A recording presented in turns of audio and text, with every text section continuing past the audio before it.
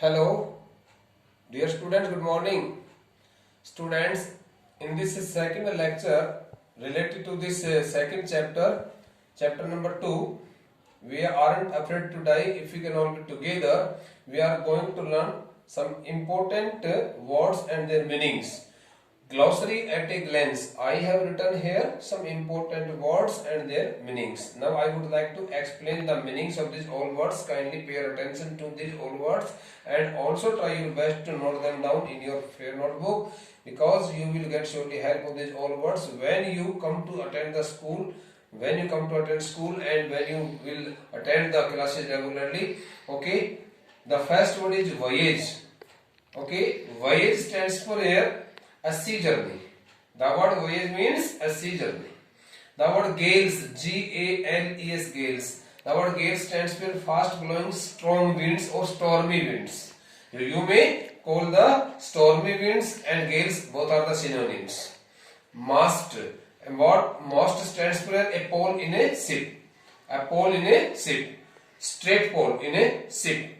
Okay. Mast. In Hindi it is known as mastool. Okay, I think you have already seen in a ship or in a boat that a pole in a vertical form is fixed there. Okay, and over that on that pole ship on that pole a sail is also spread there in order to take the direction of the wind, in order to get the direction of the wind. So this is the word mast stands for here, a pole in a ship. Okay, it is only fixed in on the main chamber, main cabin, on the main cabin of the boat and the ship. The next word is jib, a small sail. Jib stands for a small sail. Okay, sail stands for here just like a piece of thick canvas that is used to protect the ship from the heavy stormy or heavy waves, so that the water can't enter the main cabin of the ship. Knot, K-N-O-T. It is pronounced as knot. A nautical mile of 6,080 feet. One knot is equal to 6,080 feet in distance, in measurement. So when the sea journey is executed, so in that case the kilometer word is not used but knot word is used. Okay, ship sails at 2 knots, at 3 knots, at 1 knot, at how many knots, an hour or a minute. So it measures the speed of the ship also. Okay, it tells us that how fast the ship is sailing in the sea. Life raft. Life raft stands for lifeboat, a small lifeboat. Life raft. I would like to say here, life raft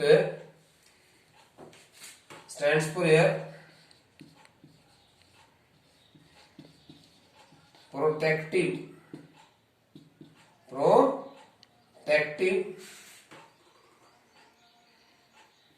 protective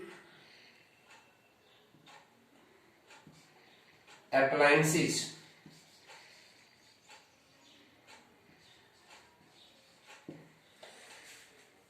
Life raft also stands for here some more words. Small boat, as I have already written.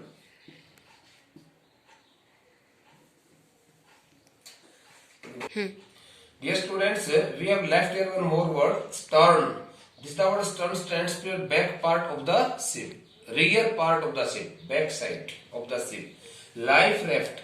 The word life raft stands for here small flattened boat, or any protective appliance. In other sense, we can say here that it is just like a protective appliance. Life raft. Life raft stands for small flattened boat. This the flattened boat is generally used to save the life of the voyagers when they find that the ship is about to sink into the seawater. So getting help of that life raft, they start floating. They start floating here and there, and they start saving their life. Okay, floating over the body of the water. And when they find that the ship is about to sink into the water, so leaving the boat, leaving the main ship, leaving the main boat, they get help of this life raft, because it may be called a protective and defending appliance also, but it is in the shape of a small flattened boat. The boat is also kept inside the main cabin, inside the the boat is also kept in the ship or in the boat. Okay, hatch. The word hatch. Hatch stands for a door.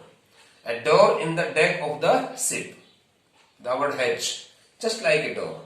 When the person goes to the main deck of the ship, main platform of the ship, he opens the hatch, and sometimes the hatch also opens automatically when it is forced heavily, when it is forced heavily by the stormy winds and by the great force of the high waves also. Okay, dinghies. The word dinghies stands for the small open boats. Small open boats. So these the small open boats are also kept inside the boat, inside the main ship, in order to save the life in some dangerous situation. Bunk, sleeping berth, B-E-R-T-H, B-E-R-T-H, sleeping berth. The word bunk stands for a sleeping berth. The word berth stands for a just like a seat. Okay, so here is just like a platform where the sea voyagers can take rest, can sleep for some time, and can use it. Okay, to take some other kind of refreshment also. So this is just like a in the shape of a berth. Okay, seat, sleeping berth. As you can see here, the berth in the compartments in the train also. Mayday call. What do you mean by the word mayday call? Signal for help from control room. Signal for help from control room. Mayday call. So when the sailors, when the sea voyagers find themselves in such a critical situation that they can't avoid the danger, they can't get any other kind of help, so they always wait for the midday call, so that they can hear the sound of the midday call, and turn their ship to some other direction, so that they can avoid the danger at that time and be safe. So this is the word mayday call. As this the word will also meet you while reading the chapter thoroughly. What is hull? H-U-L-L, hull. Hull stands for frame. Dear student, the lower part of the ship is known as a hull. Main body of the main floor of the ship or of the boat. So this is the word hull. Okay, on the hull, the main part and the everything, all structure is totally based on this the word hull. Frame.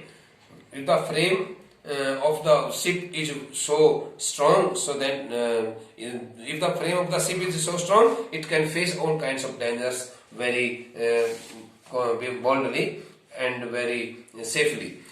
Rigging stands for ropes. Okay, the word R-I-J rigging stands for ropes. And the next word is boom. B-O-O, boom. Boom means long pole. The word boom stands for a long pole.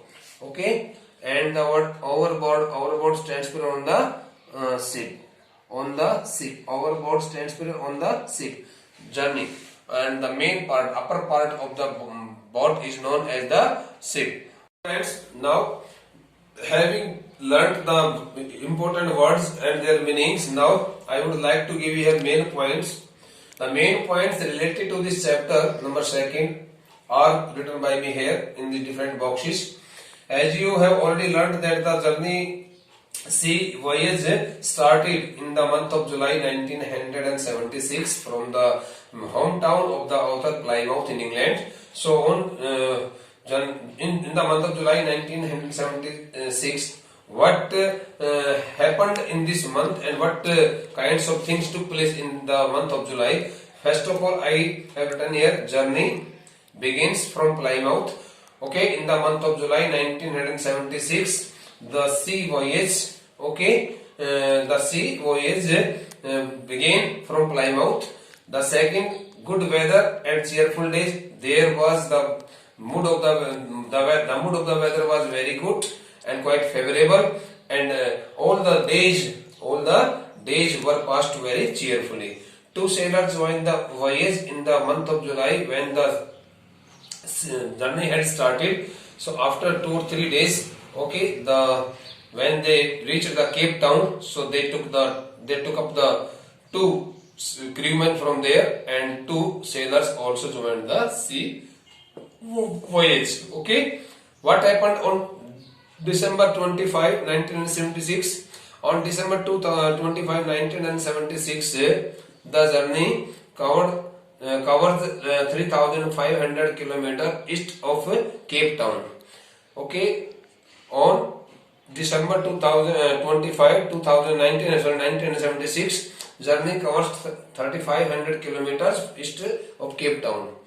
Okay, on the day of 25 December, all the sailors reach Cape Town quite successfully, cheerfully, facing no such kind of dangers, and each and everything remain up to there quite normal. But when they reached Cape Town and after east of Cape Town, and all of a sudden the mood of the weather got completely changed.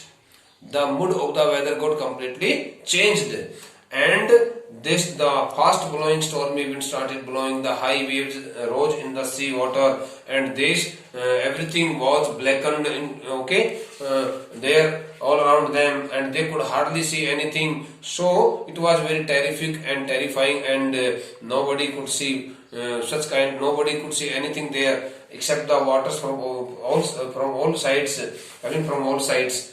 Anyhow, they celebrated the Christmas Day, because on 25 December is celebrated as Christmas Day all over the world. So they also celebrated the Christmas festival, and they enjoyed the things which they had only brought with them. There was no other such kind of preparation, and they could get help of the biscuits and the other fried things which they had brought with them. So the Christmas Day was celebrated on 25 December 1976.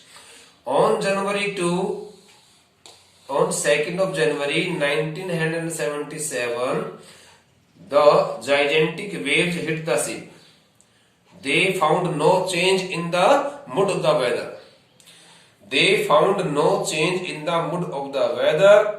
On 2nd of January 1977, and they noticed that the gigantic waves, high waves, dangerous waves started hitting the ship from all sides, and they started creating fear in the mind of the sea voyagers. Looking at the size of the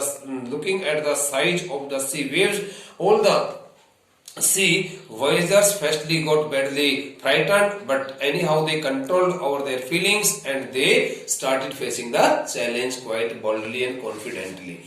Okay, first of all, what did they do? Dear students, the captain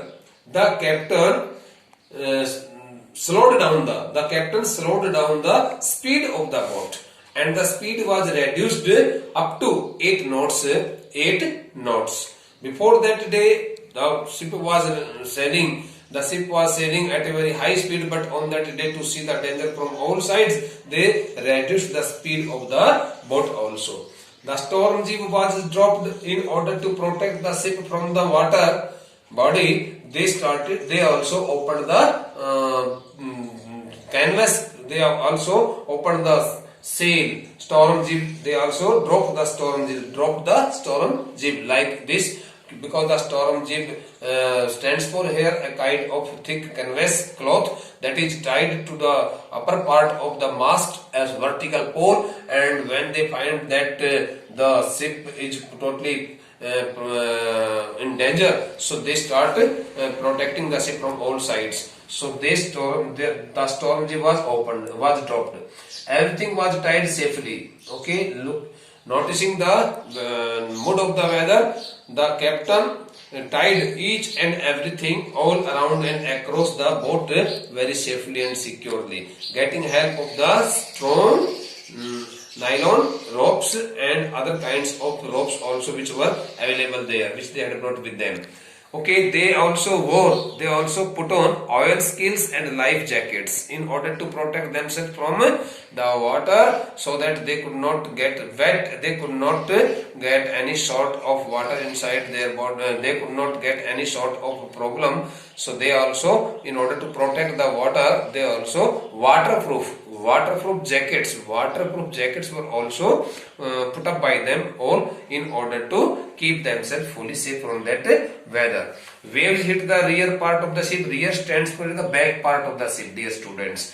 So the storm, very strong and stormy waves also started hitting the rear part of the ship, and they could not find the way of protecting the ship at that dangerous hour.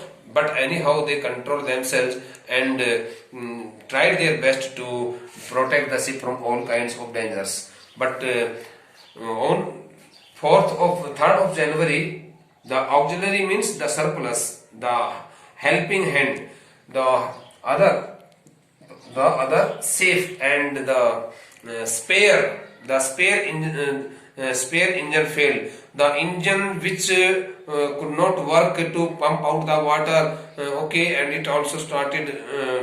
It did not work properly, and it also got failed completely. So they also found in great difficulty. What happened on January 4th? January 4, 1977, they hoisted the storm jib. Again they found the